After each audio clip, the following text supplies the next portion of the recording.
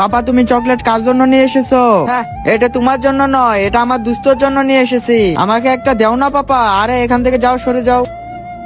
এই যে শুনো এদিকে। আরে তুমি আমাকে দেখে কি লুকাচ্ছ?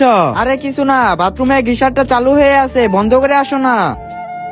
মাম্মি দাঁড়াও এখানে, কোথাও যেও না তুমি। এসে গেছে মনে হয়, আসো আসো ভিতরে আসো। হাই রাহুল, আরে তুমি আমার ওয়াইফের মতো কাপড় পরে আছো কেন? আচ্ছা আচ্ছা আসো, একসাথে বসে আমরা চকলেট খাই। আচ্ছা তুমি তোমার ওয়াইফকে চকলেট খাও না কেন? আরে তুমি ওর কথা বাদ দাও। আরে তুমি কার নাম নিচ্ছ? আমার তো মাঝে মাঝে মনে হয় চকলেটের সাথে বিষ মিশিয়ে খাওয়াই দে। কি বললি তুই? তার আগে দেখবো কারা শয়তানকে হারিয়ে আল্লাহকে ভালোবাসে। যারা আল্লাহকে ভালোবাসে ভিডিওতে লাইক করে চ্যানেলটিকে সাবস্ক্রাইব করে দাও। যারা শয়তানকে ভালোবাসে তাদের ভিডিওতে লাইক সাবস্ক্রাইব কিছুই করতে হবে না, কমেন্ট করো আল্লাহু আকবার। শালা আমি তোর বই হই, অন্য কেউ নই।